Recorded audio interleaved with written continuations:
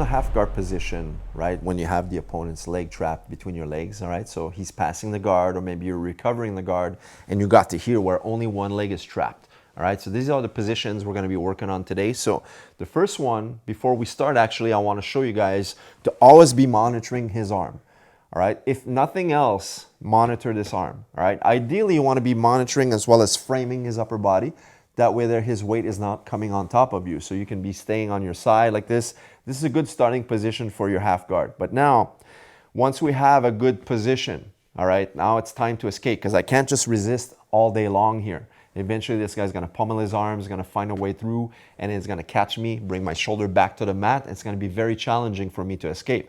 So if I can get going right from this position, that's the best thing to do, right? So I want to be attacking right away. So by attacks, we're going to be working on some sweeping techniques today. So the first one is an easy one.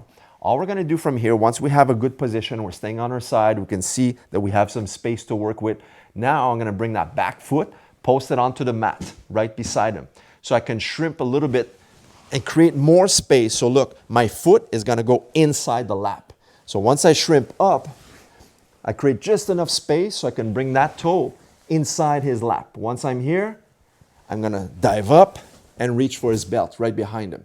Now, I wanna post my palm right behind me in a seated position. It's gonna serve two things. Of course, this guy's gonna try to put some pressure to put me flat again. So see, if I don't have this hand, I would be landing on my back once again.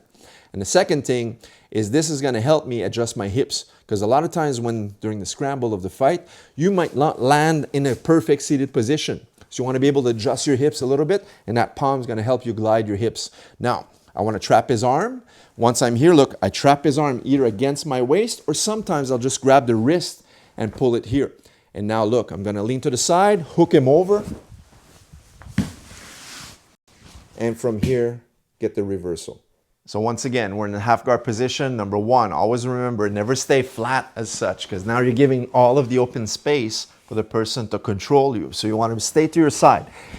For example, if I didn't even have my arms to help me out and I just stayed like this, if he starts to put all of his weight, this is very tolerable right now. But if I did the same thing and I had my shoulder onto the mat, listen to how my voice changes, right? There's a huge difference from staying flat or being on your side. All right, so being on your side should be your first rule every time you're playing the guard to try to recover a better position. And then you add some elements such as framing his shoulders, controlling this arm so it doesn't grab your head. All right, so all of these things, not one is really more important than the other, but it's just if you understand these concepts now, you're gonna be able to survive and sweep much more effectively from the half guard position. So from here, once we're controlling here, I can also control with my palms.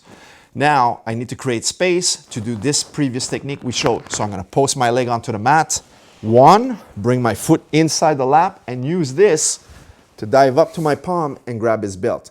Once I've reached to his belt now, I'm gonna trap his arm, hug it, and now I'll lean on to the side, sweep him, and notice how I'll finalize the position into the Keiza position. So once again, now we're in a half guard position, but instead of bringing my foot inside the lap, what I'm going to do is control and bring my shin across his body, almost like I'm setting up my leg for a scissor sweep. So once I'm here, look, I'm gonna go and drive my leg across, but first I need to control the upper body for this next one. So I'm gonna go and grab his belt immediately instead. Once I have control of his waist now I'm gonna shrimp. It's the opposite of my previous technique. So once I shrimp, I bring my shin across his body like this. So I use my toes to hook onto his lap. And when I'm ready, look, I'm gonna dive up and bounce into the opposite side.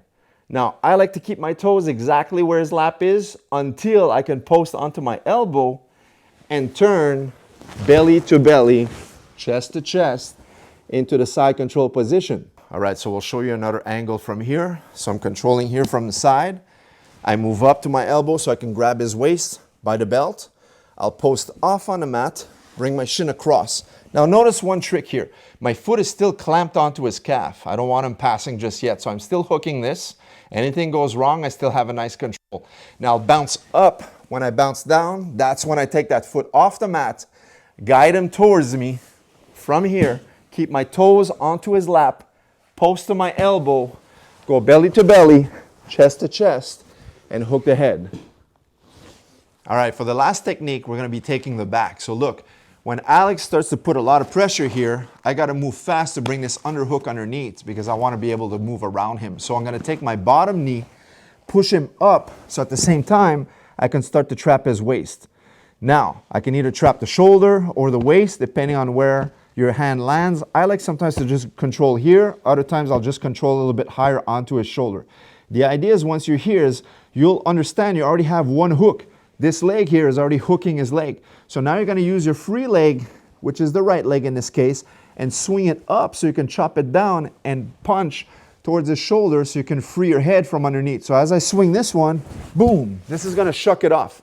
Now I have the hook here. I wanna be able to control and use my back leg to jump over, and I'll put the second hook in so I can take the back. Now from here, you can just control his arms. And now from here, you have nice positions for starting palm to palm, go for your collar, starting the chokes, or just control with a seatbelt motion to get your points. So one more time, now he's starting to put a lot of pressure here, so my arm feels stuck. So it's gonna be difficult to bring the underhook here, right? My hand can move, but not my shoulder and elbow. So I use my knee to bump him up, and now create space so I can swing my arm across. Now from here, I wanna be able to take my head underneath his armpit. So how do I do so? If I just try to push it here, what's gonna happen? A lot of times, especially beginners, will headlock you. They'll hold onto your head and then you get stuck here. So what I need to do is swing this bottom leg and chop it downwards. When I do so, I'll also punch this upwards. So my body is gonna move underneath his armpit and shuck the shoulder. Now I'm out. Now I want to control, stay tight, and make sure he doesn't move by hooking that back leg. So this foot right here is always hooked around his leg.